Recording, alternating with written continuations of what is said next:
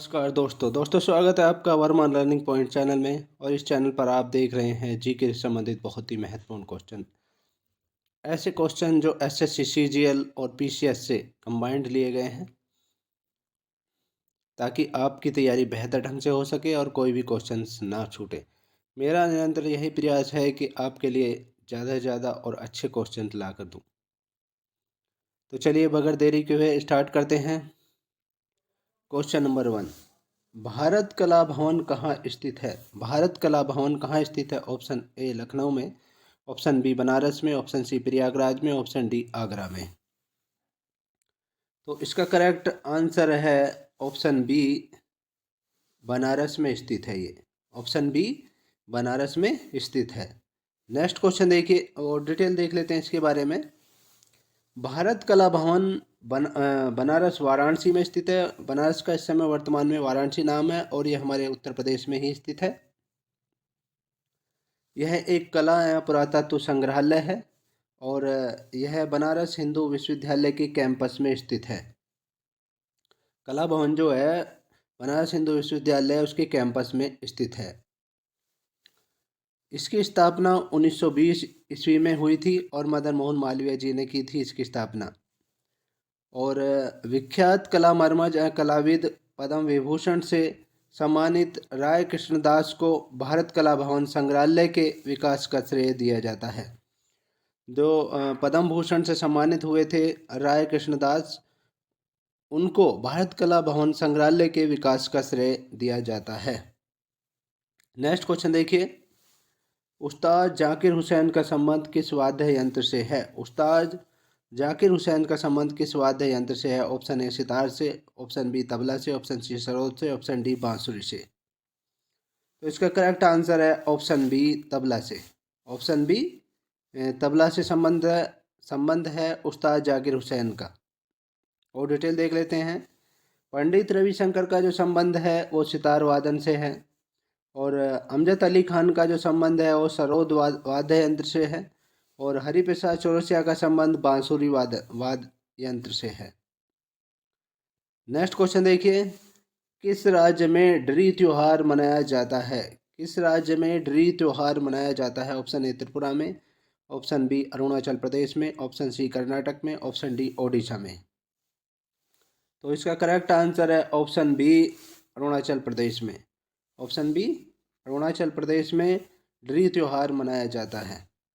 और ड्री त्योहार अरुणाचल प्रदेश में आपातानी जनजातियों द्वारा मनाया जाता है। ये आपातानी जनजातियों द्वारा मनाया जाता है। क्वेश्चन यहाँ से निकल कर आ रहा है, ये पूछ लिया जाता है कि ड्री त्योहार किस जनजाति द्वारा मनाया जाता है? तो ये आपातानी जनजातियों द्वारा अरुणाचल प्रदेश में मनाया जाता है। नेक्स्ट क्वेश्चन देखिए, हेमिस गोम्पा मठ कहाँ स्थित है? हेमिस गोम्पा मठ कहाँ स्थित है? ऑप्शन ए बोध गया में, ऑप्शन बी लद्दाख में, ऑप्शन सी गंगटोक में, ऑप्शन डी थिम्पू में। तो इसका करेक्ट आंसर है ऑप्शन बी लद्दाख में। हेमिस गोम्पा मठ एक तिब्बती बौद्ध मठ है जो लद्दाख के लेह में स्थित है। बी पार्ट करेक्ट आंसर है, लद्दाख के लेह में स्थित है ये। हेमिस त्योहार प्रभु पद्म संभव गुरु रिन पोंछे को समर्पित है ये। और जो हेमिस गोम्पा का एक विशेष त्योहार है ये। नेक्स्ट क्वेश्चन देखिए, निम्नलिखित में से कौन सा गैर एशियाई उच्चतम पर्वत शिखर है? निम्नलिखित में से कौन सा गैर एशियाई उच्चतम पर्वत शिखर है? ऑप्शन ए किलिमंजारो पर्वत, ऑप्शन बी एलब्रूस पर्वत, ऑप्शन सी मैकिनली पर्वत, ऑप्शन डी अकांकागुआ पर्वत। तो इसका करेक्ट आंसर है डी पार्ट करेक्ट आंसर है अकांकागुआ पर्वत। अकांकागुआ पर्वत जो है गैर एशियाई उच्चतम पर्वत शिखर है। और बाकी ये एशियाई उच्चतम पर्वत शिखर हैं, ये एशियाई हैं और ये गैर एशियाई है, यानी एशियाई नहीं है ये। और डिटेल देख लेते हैं इसके बारे में। अकांकागुआ पर्वत गैर एशियाई उच्चतम पर्वत शिखर है। यह दक्षिण अमेरिका के एडीज पर्वतमाला का सबसे ऊंचा पर्वत है। ये दक्षिण अमेरिका का है, ये एशिया का नहीं है। एडीज पर्वतमाला का सबसे ऊंचा पर्वत है और इसकी ऊंचाई आपको बता दें 6960 मीटर है। और किलिमंजारो 5,895 मीटर जिसकी ऊंचाई है वो अफ्रीका का है। और एल्ब्रूस पर्वत 5,642 मीटर इसकी ऊंचाई है, ये रूस का है। तथा मैकिनली पर्वत जो है ये 6,190 मीटर है इसकी ऊंचाई, उत्तरी अमेरिका में स्थित है ये। और आपको बता दें कि वर्तमान में माउंट मैकिनली का नाम परिवर्तित कर दिया गया है, इसका नाम माउंट डेनाली कर दिया गया है। माउंट डेनाली कर दिया गया है। मैकिनली का जो मैकिनली पर्वत है वो 6,190 मीटर है, उत्तरी अमेरिका में है, और इसका नाम वर्तमान में माउंट डेनाली कर दिया गया है। नेक्स्ट क्वेश्चन देखिए, विश्व का सबसे ऊंचा झरना कहाँ स्थित है? विश्व का सबसे ऊंचा झरना कहाँ स्थित है? ऑप्शन ए कनाडा में, ऑप्शन बी गुआना में, ऑप्शन सी वेनेजुएला में, ऑप्शन डी ऑस्ट्रेलिया में। तो इसका करेक्ट आंसर है ऑप्शन सी वेनेजुएला में। ऑप्शन सी वेनेजुएला में विश्व का सबसे ऊंचा झरना स्थित है। विश्व का सबसे ऊंचा झरना वेनेजुएला में स्थित है। एंजेल या साल्टो एंजेल जलप्रपात वेनेजुएला की रियो करोनी नदी की सहायक चूरन नदी पर स्थित है। इसकी ऊंचाई 979 मीटर है। यह जलप्रपात वेनेजुएला के कनेमा नेशनल पार्क में स्थित है। तो वेनेजुएला जो है ये विश्व का सबसे ऊंचा झरना है। और एंजेल साल्टो एंजेल जलप्रपात वेनेजुएला की रियो करोनी नदी की सहायक चूरन नदी पर स्थित है। नेक्स्ट क्वेश्चन देखिए, विश्व की सबसे बड़ी पर्वत श्रृंखला कौन सी है? विश्व की सबसे बड़ी पर्वत श्रृंखला कौन सी है? Option a Alps, option b Himalayan Karakoram, option c Andes, option d Tibet. तो विश्व की सबसे बड़ी पर्वत श्रृंखला एडीज पर्वत श्रृंखला है। सी पार्ट करेक्ट आंसर है। एडीज पर्वत श्रृंखला है विश्व की सबसे बड़ी पर्वत श्रृंखला। और डिटेल देख लेते हैं इसके बारे में। एडीज पर्वत श्रृंखला विश्व की सबसे बड़ी या लंबी पर्वत श्रृंखला है ये। यह दक्षिण अमेरिका के महाद्वीप के पश्चिमी तट पर है। दक्षिण अमेरिका महाद्वीप के पश्चिमी तट पर है और उत्तर से दक्षिण लगभग 7,200 किलोमीटर तक फैली है। 7,200 किलोमीटर तक ये फैली है उत्तर से दक्षिण। और इसकी सबसे ऊंची चोटी एकांकागुआ है, ये 6,960 मीटर है। सबसे ऊंची चोटी एकांकागुआ 6,960 मीटर है।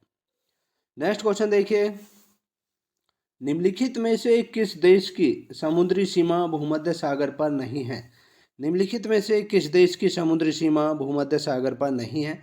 ऑप्शन ए तुर्की की, ऑप्शन बी फ्रांस की, ऑप्शन सी बेल्जियम की, ऑप्शन डी यूनान की। तो इसका करेक्ट आंसर है ऑप्शन सी बेल्जियम की।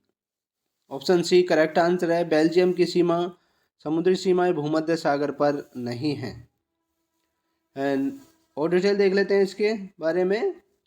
किंगडम ऑफ बेल्जियम उत्तर पश्चिमी यूरोप में स्थित है, एक देश है। किंगडम ऑफ बेल्जियम उत्तर पश्चिमी यूरोप में स्थित एक देश है। और बेल्जियम की समुद्री सीमा उत्तरी सागर से मिलती हैं, उत्तरी सागर से मिलती हैं, न कि भूमध्य सागर से नहीं। यानी इसकी सीमा भूमध्य सागर से नहीं मिलती, उत्तरी सागर से मिलती हैं। बेल्जियम की सीमा फ्रांस, जर्मनी, लग्जमबर्ग और नीदरलैंड्स के साथ साझा होती हैं, यानी इनके साथ मिलती हैं।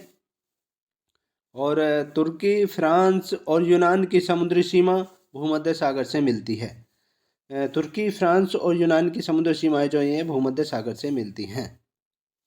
नेक्स्ट क्वेश्चन देखिए, दुनिया का सबसे छोटा देश कौन सा है? दुनिया का सबसे छोटा देश कौन सा है? Option a Nepal, option b Vatican city, option c Maldives, option d Sri Lanka. तो इसका करेक्ट आंसर है option b Vatican city. Option b Vatican city correct answer है। दुनिया का सबसे छोटा देश जो है वेटिकन सिटी है। और डिटेल देख लेते हैं इसके बारे में। वेटिकन सिटी यूरोप महाद्वीप में स्थित एक देश है और वेटिकन सिटी पृथ्वी पर सबसे छोटा स्वतंत्र देश है ये, जिसका क्षेत्रफल केवल 44 हेक्टेयर है। इसका क्षेत्रफल कितना है? 44 हेक्टेयर केवल, और स्वतंत्र देश है ये छोटा सा। और यह आपको बता दें कि यह इटली के शहर रोम में स्थित है। इटली के शहर, इटली के ही अंदर है ये, रोम शहर में स्थित है, लेकिन है स्वतंत्र देश। और ईसाई धर्म के प्रमुख संप्रदाय रोमन कैथोलिक चर्च का यही केंद्र है। ईसाई धर्म का जो प्रमुख संप्रदाय है रोमन कैथोलिक चर्च, उसका ये यही केंद्र है। और इस संप्रदाय के सर्वोच्च धर्मगुरु पोप, इस संप्रदाय के जो सर्वोच्च धर्मगुरु हैं पोप, उनका निवास स्थान भी यहीं पर स्थित है। और ये दुनिया का सबसे छोटा स्वतंत्र देश है वेटिकन सिटी। 44 हेक्टेयर इसका क्षेत्रफल है केवल। नेक्स्ट क्वेश्चन देखिए, टर्मिनल डोपलर रडार TDR किस लिए प्रयुक्त किया जाता है? क्वेश्चन दोबारा से सुनिए, टर्मिनल डोपलर रडार TDR किस लिए प्रयुक्त किया जाता है? ऑप्शन ए मौसम की भविष्यवाणी, ऑप्शन बी खराब मौसम में हवाई जहाज़ों को उतारने में, ऑप्शन सी भूकंप का मापांकन करने के लिए, ऑप्शन डी गहरे समुद्र में मार्ग निर्देशन के लिए। तो इसका कोई भी आंसर सही नहीं है। देखते हैं इसके बारे में डिटेल्स। सही आंसर नहीं है इसका। टर्मिनल डोपलर रडार मुख्य रूप से खराब मौसम की जानकारी हासिल कर हवाई जहाज़ों को नीचे उतारने या उड्डयन में सहायता करता है। और हालांकि कुछ मौसम वैज्ञानिकों द्वारा भी TDR द्वारा एकत्र आंकड़ों का प्रयोग कर मौसम की भविष्यवाणी की जाती है। तो एक तो ये खराब मौसम की जानकारी हासिल करता है और हवाई जहाज़ों को नीचे उतारने और चढ़ने में मदद करता है। और कुछ TDR द्वारा एकत्र आंकड़ों का प्रयोग कर मौसम की भविष्यवाणी भी की जाती है। तो इसमें से मौसम की भविष्यवाणी भी सही आ रहा है और खराब हवाई जहाज़ों को उतारने में भी सही आ रहा है और गहरे समुद्री निर्देशन के लिए भी इसका यूज किया जाता है। भूकंप का मापन करने के लिए इसका नहीं आ रहा है ये। नेक्स्ट क्वेश्चन देखिए, निम्बस किस मेघ को दर्शाता है? निम्बस किस मेघ को दर्शाता है? ऑप्शन ए पंख की तरह लगने वाले, ऑप्शन बी ढेर की तरह लगने वाले, ऑप्शन सी वर्षा मेघ, ऑप्शन डी ऊपर से गोलाकार लगने वाले। तो निम्बस जो दर्शाता है वर्षा मेघ को दर्शाता है, वर्षा मेघ को दर्शाता है। सी पार्ट करेक्ट आंसर है। और डिटेल देख लेते हैं इसके बारे में। निम्बस मेघ वर्षा मेघ से संबंधित है और यह बादल धरातल के अधिक नज़दीक पाए जाते हैं। ये जो बादल धरातल होता है उसके अधिक नज़दीक पाए जाते हैं। काले रंग के ये घने बादल किसी भी आकार के हो सकते हैं। काले रंग के होते हैं ये घने बादल और किसी भी आकार के हो सकते हैं। इनकी सघनता के कारण अंधकार आता है तथा अत्यधिक मात्रा में वर्षा होती है। और निम्बस एक लैटिन शब्द है जिसका अर्थ होता है वर्षा मेघ होता है। निम्बस का अर्थ वर्षा मेघ होता है और ये लैटिन शब्द है। नेक्स्ट क्वेश्चन देखिए, दुनिया को समय क्षेत्रों में बांटा गया है। दुनिया को समय क्षेत्रों में बांटा गया है। समय क्षेत्र की कुल संख्या क्या है? अब हमें ये बतानी है कि समय क्षेत्र की कुल संख्या क्या है। Option a 12, option b 24, option c 48, option d 6। तो इसका करेक्ट आंसर है option b 24। B part correct answer है। दुनिया को 24 समय क्षेत्रों में बांटा गया है। और डिटेल देख लेते हैं इसके बारे में। पूरी दुनिया को 24 समय क्षेत्रों में बांटा गया है और भारत में केवल एक समय क्षेत्र है। हमारे देश में केवल एक ही समय क्षेत्र है। और वर्तमान में समय क्षेत्र या टाइम जोन जो है फ्रांस के पास हैं। फ्रांस में सबसे ज़्यादा है, कुल 12 हैं। वर्तमान में सबसे अधिक समय क्षेत्र या टाइम जोन फ्रांस के पास हैं, कुल 12 फ्रांस के पास हैं। 24 में से 12 फ्रांस के पास है, आधे भारत के पास एक है। इस तरह से है। नेक्स्ट क्वेश्चन देखिए, ग्रीनविच मीन टाइम से भारतीय मानक समय कितना आगे है? ग्रीनविच मीन टाइम से भारतीय मानक समय कितना आगे है? ऑप्शन ए 4 घंटे और 30 मिनट, ऑप्शन बी 5 घंटे, ऑप्शन सी 4 घंटे और 45 मिनट, ऑप्शन डी 5 घंटे और 30 मिनट। तो इसका करेक्ट आंसर है ऑप्शन डी 5 घंटे और 30 मिनट आगे है। ग्रीनविच मीन टाइम से भारतीय मानक समय 5 घंटे और 30 मिनट आगे है। और डिटेल देख लेते हैं इसके बारे में। भारत के मानक समय का निर्धारण 82 डिग्री और 30 पूर्वी देशांतर से किया जाता है। क्योंकि दो देशांतर के मध्य 4 मिनट का अंतर होता है, दो देशांतरों के मध्य 4 मिनट का अंतर होता है, अतः भारतीय मानक समय ग्रीनविच मीन टाइम से 5 घंटा 30 मिनट आगे है। और आपको बता दें कि ग्रीनविच मीन टाइम को शून्य मानकर बाकी देशांतरों की गणना की जाती है। ग्रीनविच मीन टाइम जो कि लंदन में है उसको शून्य मानकर बाकी देशांतरों की गणना की जाती है। लंदन और इंग्लैंड में है ये।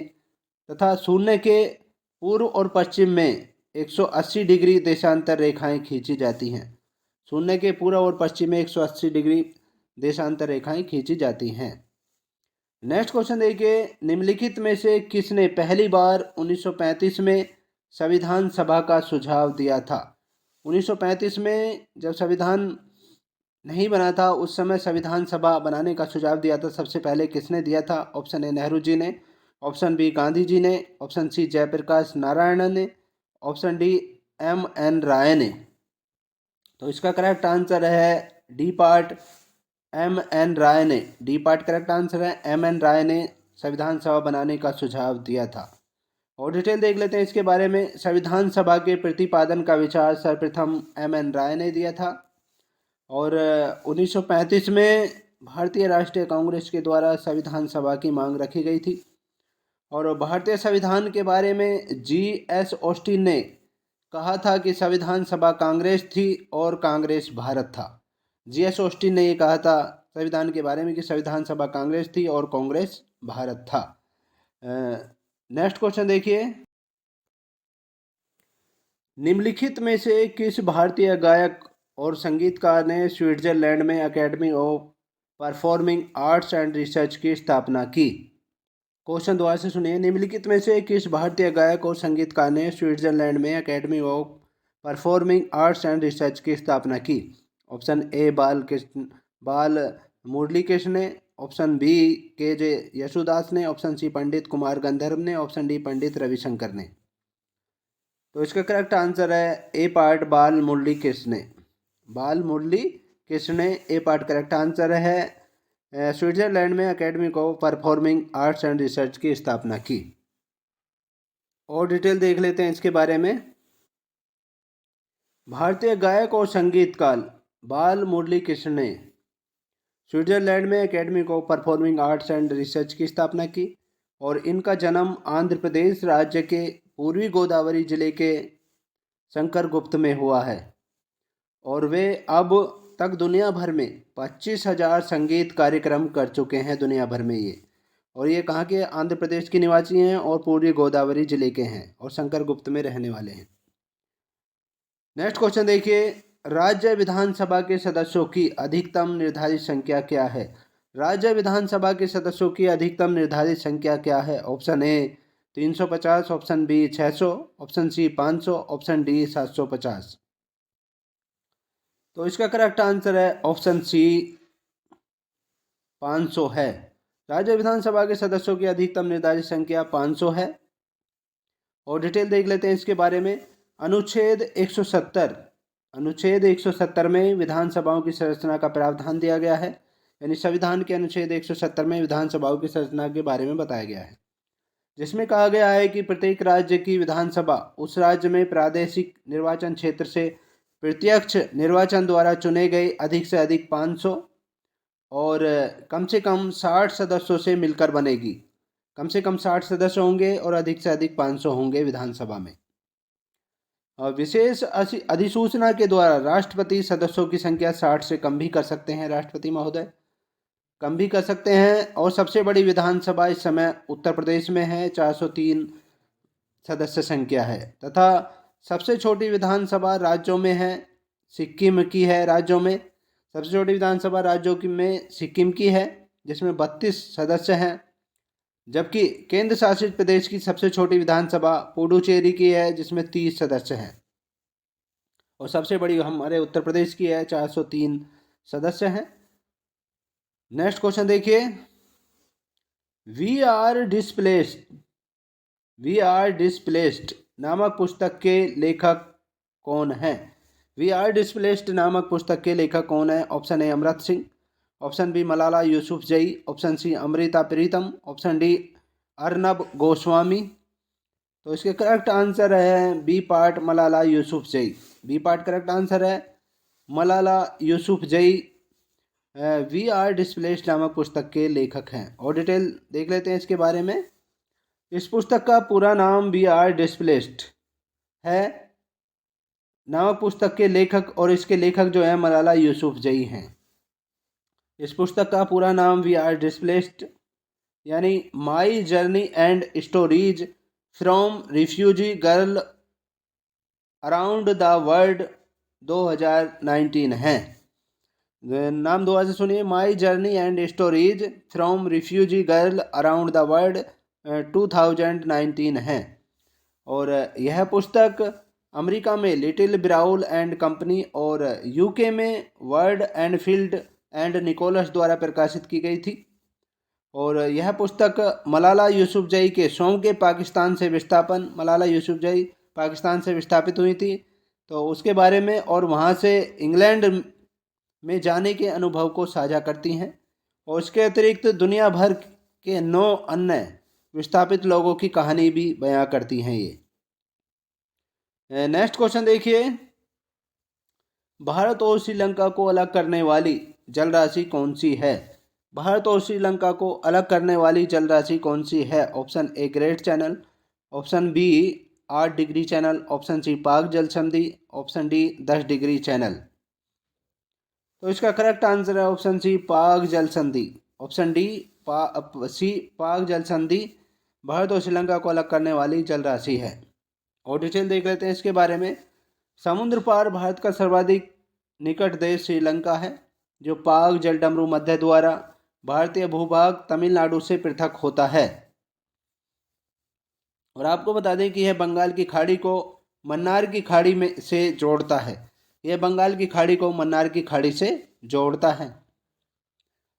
नेक्स्ट क्वेश्चन देखिए, भारत की सीमाएं कितने देशों से लगती हैं? भारत की सीमाएं कितने देशों से लगती हैं? ऑप्शन ए 4 से, ऑप्शन बी 5 से, ऑप्शन सी 7 से, ऑप्शन डी 9 से।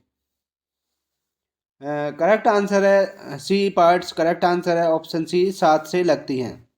भारत की सीमाएं 7 देशों से लगती हैं।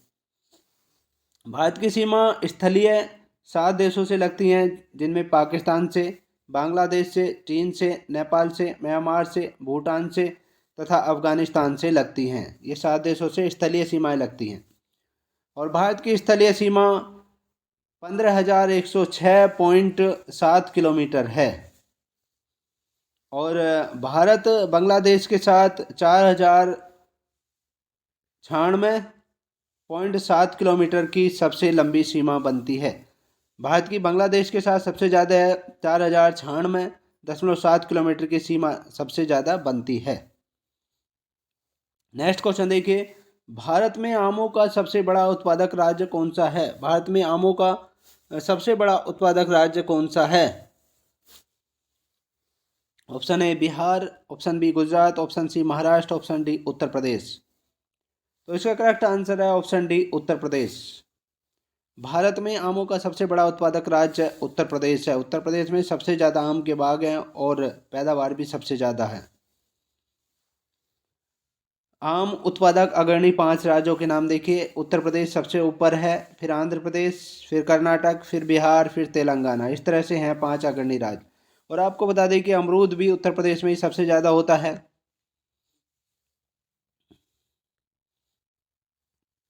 तो ये थे जी के संबंधित बहुत ही महत्वपूर्ण क्वेश्चंस।